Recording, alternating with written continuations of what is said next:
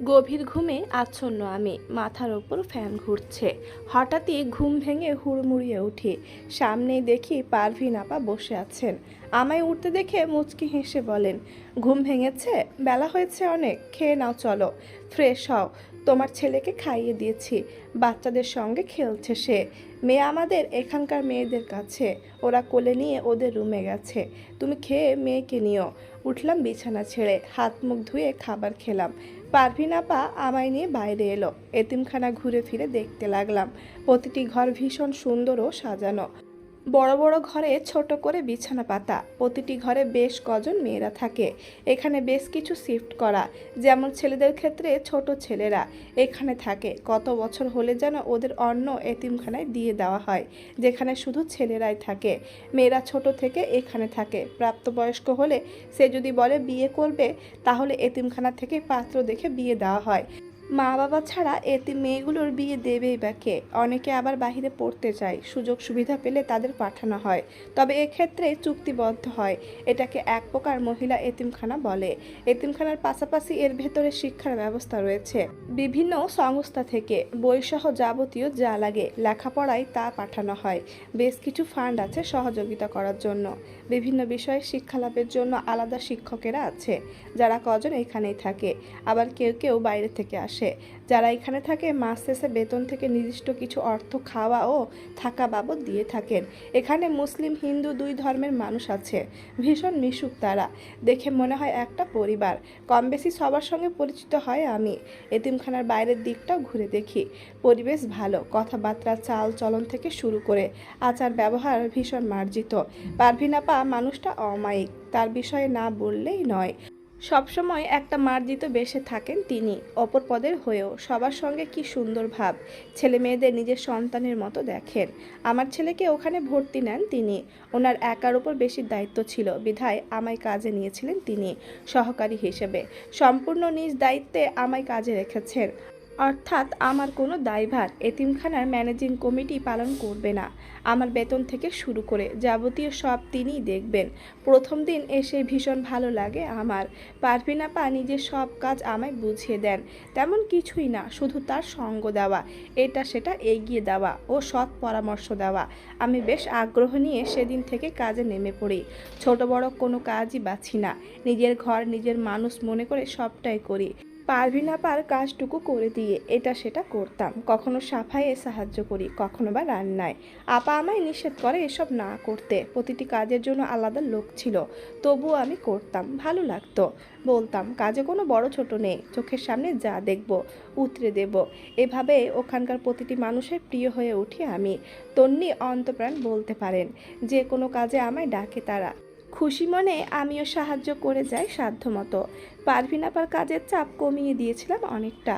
উনি শ্বাসকষ্টে রোগী ছিলেন। বেশি চাপ অথবা বেশি হাঁটাহাঁটি করলে শ্বাসকষ্ট বেড়ে যেত। আমি ধীরে ধীরে তার সঙ্গে থেকে থেকে তার সকল কাজই বুঝে নিয়েছিলাম অল্প সময়ের মধ্যে। বাইরে কাজগুলো আমি করে দিতাম বেশি। সবার বেতনের পরিমাণ নির্ধারণ, তা বুঝিয়ে দেওয়া, চেক আনা, নতুন কেউ এলে ফর্মালিটি পূরণ, এসবই আমি করে দিতাম। আপার ভরসা স্থল জিততে পেরেছিলাম আমি।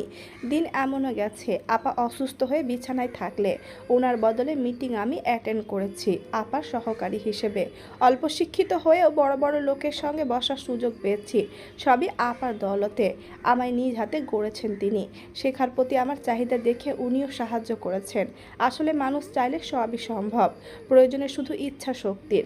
মাসের একটা নির্দিষ্ট দিনে এতিমখানার কমিটির লোকেরা আসতো। নতুন ফান্ড থেকে শুরু করে নতুন বাচ্চা, শিক্ষক, কর্মচারী ও সব কিছুর হিসাব নিতেন তারা। সেখানে আপার হয়ে সবটা আমি বলতাম। আমার প্রতিটি কথা এবং কাজ কাগজে কলমে পরিষ্কার ছিল বিধায় তারাও আমার প্রতি সন্তুষ্ট ছিল। 1 মাসের মাথাতেই আমার চাকরি সেখানে পাকাপোক্ত হয়ে যায়। আপার পাশের আসনে আমার স্থান দেওয়া হলেও তাতে আমি রাজি হয়নি। আমার মনে হয়েছে এতে আপার অসম্মান হবে। যদিও আপা চেয়েছে আমি তার আসনে বসি, সে অবসরে যাক, কিন্তু আমি চাইনি এটা। বলেছি আপার স্থানে আপাই থাকুক, তিনি যোগ্য এটার। প্রয়োজনে তার কাজ আমি করে দেব, তবুও মাথার ওপর বটবৃক্ষের ছায়ার মতো সে থাকুক। কোনো বিপদে পড়লেই যেন তার কাছে ছুটে যেতে পারি আমি, আশ্রয় নিতে পারি তার কাছে। আপা বলেছেন তিনি পাশে থাকবেন সব সময়। আমি এই কাজের যোগ্য বলেই আমার দায়িত্ব দেওয়া হয়েছে। আমি আমার সিদ্ধান্তে স্থির, আপাকে থাকতেই হবে। অন্যথায় আমি যেমন আছি তেমনই থাকবো। আমার এই যোগ্যতা দক্ষতা সবটাই তার জন্য। সে না পাশে থাকলে আমি কখনোই এত দূর পৌঁছাতে পারতাম না। আমার মতো মেয়েদের কাছে এই ধরনের চাকরি আকাশ ছোঁয়া স্বপ্ন। সেখানে আমি কোনো সার্টিফিকেট ছাড়া শুধুমাত্র নিজের হাতের কাজ দ্বারা এটা অর্জন করেছি। আমায় যিনি গড়েছেন তার স্থানে আমি যেতে পারবো না কখনোই। সে থাকুক আমার শুরু হয়ে, আমি তার ছায়াতলে আরও শিখতে চাই। শেষ পর্যন্ত বাধ্য হয়ে আমার কথা মেনে নেয় কর্তৃপক্ষ। পারভিন আপার জুনিয়র পদে নিযুক্ত হয় আমি। মাস শেষে ভালো অঙ্কের টাকা পাই। আমার অবস্থা বিবেচনা করে এতটাও ভাবিনি কখনো। চাওয়ার চেয়ে অনেক বেশি পেয়েছি আমি। খাওয়া ও থাকা খরচ বাবদ টাকা দিতে চাইলে আপা নিষেধ করে। জোর করি আমি, সবার মতোই। আমিও এ ছোট্ট এতিমখানার ভালো কাজের একটু ভাগিদার হতে চাই। আমাদের মতো কর্মীদের বেতন দিয়ে এতিমখানার বাজার সদাই করা হতো। কমিটি থেকেও দিত কিছুটা। পুরো মাস বাচ্চাদের খাওয়ার টাকা এভাবে ওঠানো হতো। এমন সুযোগ পায় কজনে। একটা মহৎ কাজে জড়িয়ে নিজেকে একটু ধন্য করতে চায়। আমার জেদের কাছে হার মেনে আপাও রাজি হলো আমার প্রস্তাবে। তবে খুব সামান্য অর্থই নির্ধারণ করা হয় আমার জন্য। আমি চেয়েছিলাম আমার টাকার 3 ভাগই দিয়ে দিতে, সেখানে আপা নেন 1 ভাগ মাত্র। তিনি নিজে একটা ব্যাংক অ্যাকাউন্ট করে দেন আমার নামে। বলে, মাস শেষে যে টাকা থাকবে অ্যাকাউন্টে রাখবে। তোমার 2টো বাচ্চা আছে, তাদের ভবিষ্যতের কথা ভাবতে হবে তোমাকে। সময় সারা জীবন একরকম যায় না। সঞ্চয় করে রাখো, কাজে লাগবে। তোমার না লাগুক, বাচ্চাদের লাগবে। ভালো কোথাও পড়াতে গেলে টাকার প্রয়োজন। তাই এখন থেকে গোছানো শুরু করে দাও। সত্যি এই মানুষটার কোনো তুলনা হয় না। রক্তের সম্পর্ক ছাড়াও আমায় কত আপন করে নিয়েছে। আমার ভবিষ্যৎ চিন্তা করেন। ওনার মতো উদার মানুষ খুব কমই হয় পৃথিবীতে, যারা কিনা বিনা স্বার্থে মানুষের উপকার করে। পারভিন আপা আর লতা আপার মাঝে বেশ মিল খুঁজে পাই আমি। দুইজনেই মানুষ হিসেবে বড্ড ভালো। সৃষ্টিকর্তা এদের ভালো রাখুক, সর্বদা সুখ স্বাচ্ছন্দ্যে রাখুক। এবার মনে হয় সৃষ্টিকর্তা সত্যিই আমায় ভীষণ ভালোবাসে। সব হারিয়ে কত কি পেলাম আমি। যা হারিয়েছি তার চেয়ে দ্বিগুণ পেয়েছি। একটা কথা শুনে সর্বদা বড় হয়েছি। আমার জন্য যা অমঙ্গল, তা আমার যতই প্রিয় হোক না কেন হারিয়ে যাবে। আর যা আমার জন্য মঙ্গলজনক, তা যেভাবেই হোক আমি পাবো। এই কথার আজ প্রমাণ পেয়েছি। একসময় চেয়েছি ওই বস্তি যেন আমার সর্বস্ত্র হয়। টিকে থাকতে চেষ্টা করেছি, কিন্তু পারিনি। হয়তো তার চেয়ে ভালো কিছু বিধাতা আমার কপালে লিখে রেখেছেন, তাই হলো। এমন একটা পরিবার তিনি আমায় দিলেন, যেখানে আমায় মাথায় তুলে রাখে, যেখানে আমার সম্মান আছে, কদর আছে, আর চিন্তা করতে হয় না কাল কি খাবো, কোথায় যাব। মনের আনন্দে থাকি আমি। আমার পাশে সবাই আছে। আমায় ভালোবাসার বহুত লোক আমি পেয়েছি, যারা অকারণেই আমায় ভালোবাসে। সবচেয়ে বড় কথা, একটা বোন পেয়েছি। লতা আপাকে হারিয়ে পারভিন আপাকে পেয়েছি। তবে লতা আপাকে ভুলিনি, কিন্তু আমার আজও মনে পড়ে তার কথা। মনে হলে পারভিন আপার কাছে গিয়ে বসে থাকি, তৃপ্তি পাই এতে। বিশাল এই জীবনে কিছু মানুষের অবদান সত্যিই ভোলার নয়, যেমন তটিনী, লতা আপা, চাচি। এদের আমি কখনো ভুলবো না, ভুলতে চাইও না। এরা থাকুক মনের এক কোণে, দোয়া থাকবে মন ভরে। এখানে এসেছি থেকে তেমন খরচ হয় না আমার। থাকি এতিমখানায়, খায়ও সেখানেই।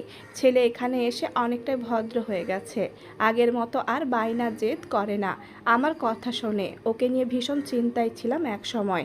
বয়স হলেও পড়া মুখ দিয়ে ঠিক মতো আসতো না। বলতে পারেন ব্রেন দুর্বল। এখানে এসে অনেকটাই উন্নতি হয়েছে। বর্তমানে ক্লাসের ফার্স্ট বয় আমার ছেলে।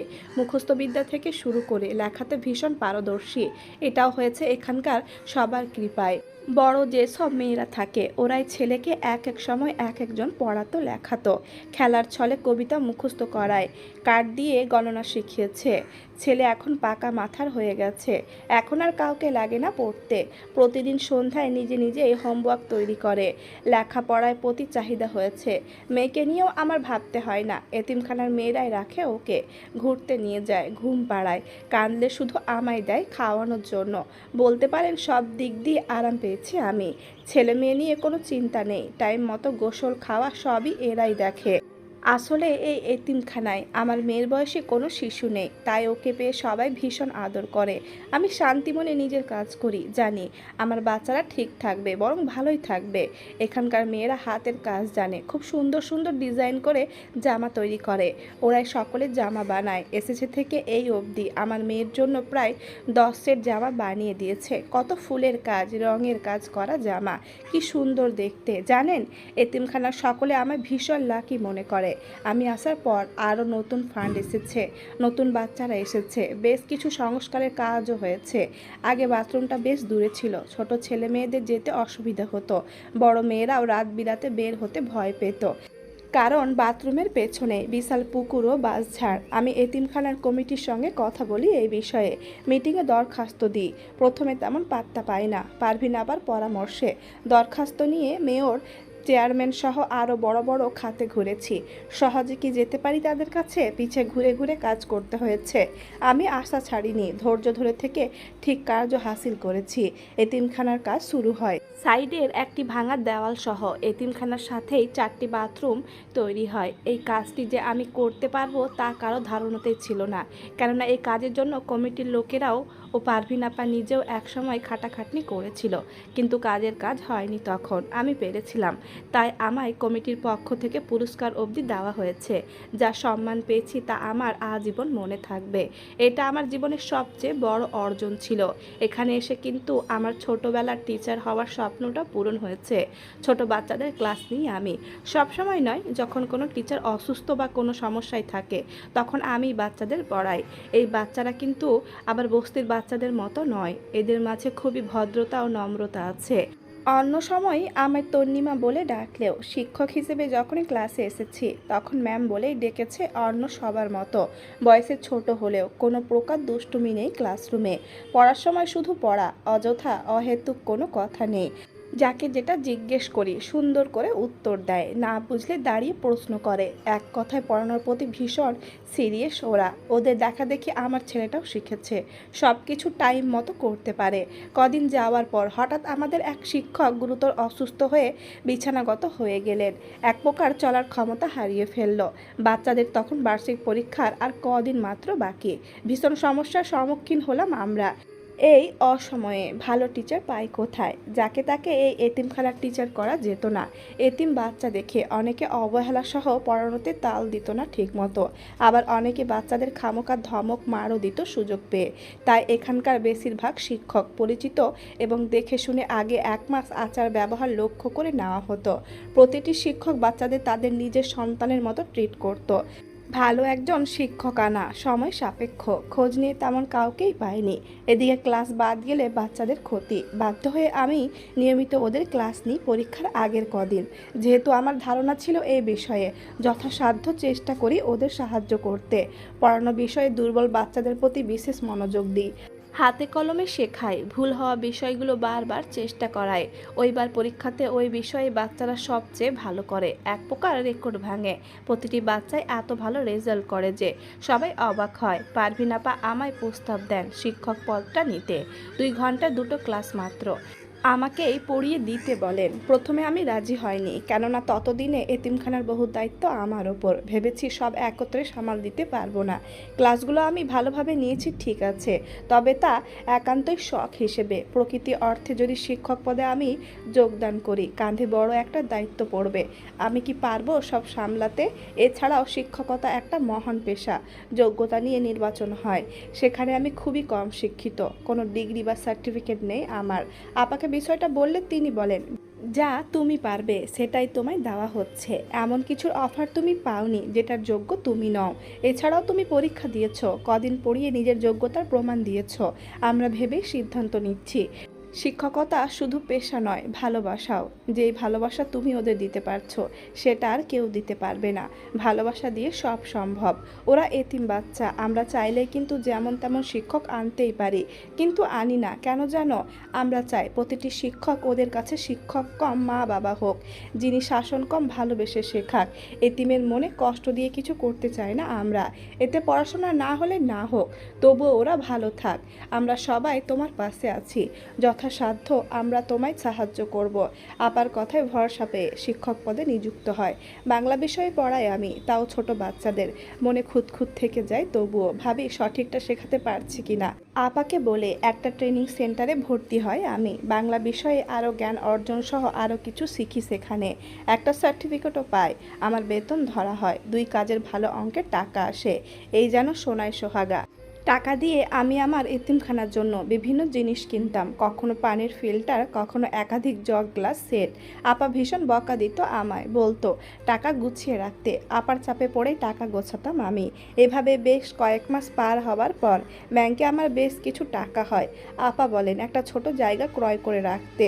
আমি বলি জায়গা কিনে কি হবে, আমি কি এখান থেকে যাব নাকি? আমি সারা জীবন এখানে আপনার কাছে বাচ্চাদের কাছে থাকতে চায়। ওসব জায়গা বাড়ির প্রয়োজন আমার নেই, আপনারা থাকলেই আমার চলবে। আবেগী কথা বলো না তন্নি, আমাদের সবার একটা বাড়ি আছে, এতিমখানা ছাড়াও একটা ঠিকানা আছে। তোমার কি আছে? কাল যদি এতিমখানা না থাকে কোথায় গিয়ে উঠবে? নিজের একটা ঠিকানা তৈরি করো। প্রতিটি মানুষের মাথার ওপর একটা ছাদের দরকার হয়, তোমারও প্রয়োজন আছে। ছেলে মেয়ে নিয়ে সারা জীবন এখানে থাকতে পারবে? বুড়ো হলে কোথায় যাবে? বাচ্চারা বড় হয়ে কিছু করতে চাইলে কোথায় নিয়ে উঠবে ওদের? সুতরাং জমিটা কিনে রাখো, নিজের জন্য না হোক বাচ্চাদের কথা ভেবে কিনে রাখো। ওই দিনই জমির বায়না দিয়ে আসি আমরা। কিছু টাকা কম ছিল, আপা দিয়েছে, বলেছে ধীরে ধীরে শোধ করে দিতে। জমির বায়না দিয়ে আসার পথে আপা বলেন পরের বার বাড়ির কাজে হাত দেবে, সুন্দর একটা বাড়ি করবে, আমার জন্য একটা ঘর রাখবে। মাঝে মধ্যে 2 বোনে গিয়ে সেই ঘরে বসে গল্প করব, রাতে একসঙ্গে সবাই থাকবো ওই ঘরে। আমি সাইদি আপার কথায়। আমার এই ছোট্ট জীবনে একাধারে দুঃখ যেমন সয়েছি, সুখও পেয়েছি। সুখটা হুট করে এলেও স্থায়ী হয়েছে। ছেলে নিয়ে খুব কষ্ট করেছি এক সময়। লোকের এঁঠো বাসি অবধি খেয়ে দিন পার করেছি। কতজনের কটু কথা শুনেছি, যে আমি একসময় একটা কাজের জন্য লোকের দ্বারে দ্বারে ঘুরেছি। সেই আমি আজ কত বড় কাজে যুক্ত। পেটের খিদে সহ্য করে দিনের পর দিন পার করেছি। সেই আমি আজ মাসে একবার করে ফকির খাওয়াই, সম্পূর্ণ নিজ টাকায়, সঙ্গে দান সাদকা তো আছেই। এমন এক বিকেলে রাস্তায় একটা ভিখারি দেখা পেলাম। একটা কাজে বাইরে গিয়েছিলাম, ফেরার পথে ভিখারিটা হঠাৎ আমার সামনে এসে দাঁড়ায়। কিছুটা ভয়ই পেয়েছি আমি। আমার হাতে তখন খাবারের বড় একটা ব্যাগ। এতিমখানার সব বাচ্চাদের জন্য সিঙ্গারা কিনে নিয়ে যাচ্ছিলাম। বাইরে গেলে ওদের জন্য কিছু না কিছু কিনতাম আমি। ফিরে গিয়ে সবাই মিলে ভাগ করে খেতাম। সেই ভিখারিটি টাকা চায় আমার থেকে। ব্যাগ থেকে খুচরো 50 টাকা বের করে যেই না হাতে দেব, অমনি চেহারাটা ভালোভাবে নজরে আসে। এটা তো আমার বড় ভাই, তাকে দেখেই ভাই বলে ডাকি আমি। ভাই কিছুপল আমার দিকে তাকিয়ে চিনতে পারে আমি আর আগের মতো নেই। ভালো চাকরি করি, বাইরে যেতে হয়, মিটিংয়ে থাকতে হয়, সুন্দর পোশাক পরি, গুছিয়ে চলি। আগের সেই এলোমেলো তন্নি আর নেই আমি, তাই হয়তো চিনতে পারেনি। ভাই বলেন এটা কি তুই তন্নি, আমাদের তন্নি? আমি হ্যাঁ সূচক উত্তর দিতেই ভাই দেখি বিস্ময়ে আমায় দেখছে। বলি এই অবস্থা কেন তোমার, কি হয়েছে? রাস্তায় কেন তুমি? তিনি আক্ষেপের স্বরে বলেন তোর ভাবি পাশের বাড়ির প্রতিবেশী নিয়ে পালিয়েছে, ছেলে মেয়ে সবাই মায়ের সঙ্গে চলে গেছে। আসলে সংসারে অভাব লেগে গেছিল, সবই আমার দোষে রে বোন। লোভে পড়ে সুখের সংসার ধ্বংস করেছি। যে এখানে কাজ করতাম মালিক পক্ষের অনেক টাকা চুরি করে পালিয়েছিলাম। তোর ভাবিও সঙ্গে ছিল। কথায় আছে না পাপ বাপকেও ছাড়ে না, আমার হয়েছে তাই। পালিয়ে শহরে গেছিলাম, তোর ভাবি সেখানে পরকীয়া করে সব টাকা নিয়ে পালিয়ে গেছে। পথের ফকির বানিয়ে দিয়ে গেছে আমায়। শহর থেকে গ্রামে ফিরে এলে মালিক ধরে পুলিশে দিয়েছিল, জেল খেটে বাহির হয়েছি। ছোট ভাই আর জায়গা দিল না বাড়িতে, বের করে দিয়েছে। কাজ খুঁজেছি পাইনি, পেটের দায়ে তাই ভিক্ষা করেই খাই। দেখলে তো ভাই, কর্মের ফল অবশ্যই ভোগ করতে হয়। তোমার করুণ অবস্থার জন্য তুমি নিজেই দায়ী। সৎ পথে চললে এমন হতো না। সৎ পথে চলে জীবনে একটা সময় দুঃখ থাকলেও সুখ পাওয়া যায় এক সময়ে, শুধু ধৈর্যের দরকার। তোমায় দেখে মায়া হচ্ছে। মানুষ তো আমি, কাজ করবে, আমি একটা কাজ দিতে পারি, তবে সৎভাবে করতে হবে। যদি এদিক সেদিক কিছু দেখি আবারও পথে নামতে হবে।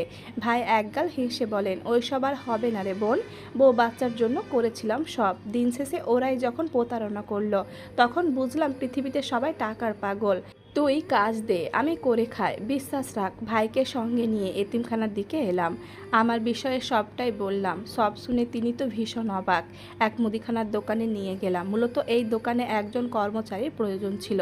দোকানদার ভাই নিজেই বলেছিল আমায় পরিচিত কেউ থাকলে যোগাযোগ করিয়ে দিতে বলেছিল। ওনার দোকান থেকে জিনিস কিনি প্রায় প্রায় সেই সূত্রেই পরিচয়। ভাইকে কাজে রাখার কথা বললে রাজি হয় তিনি। বেতন অল্প হলেও থাকা খাওয়া ফ্রি। বড় ভাই কাজ পেয়ে মহা খুশি, আমায় বারবার ধন্যবাদ জানায়। আমি চলে আসি নিজ কাজে, বলে আসি মন দিয়ে কাজ করার কথা। চাইলে আমি এই মানুষটাকে নিজের সঙ্গে রাখতে পারতাম, আলাদা ব্যবস্থা করে দিয়ে। এর মতো 10 জনকে পালার ক্ষমতা আমি তন্নি রাখি, কিন্তু রাখলাম না কেন জানেন? আমি চাই না অতীতের সঙ্গে কোনো প্রকার সম্পর্ক রাখতে। অতীত যতবার আমার জীবনে এসেছে কষ্টই পেয়েছি, বহু কষ্টে সব ভুলেছি, নতুন করে শুরু করেছি। এবার একটু ভালো থাকতে চাই, হয় না তাতে একটু স্বার্থপর?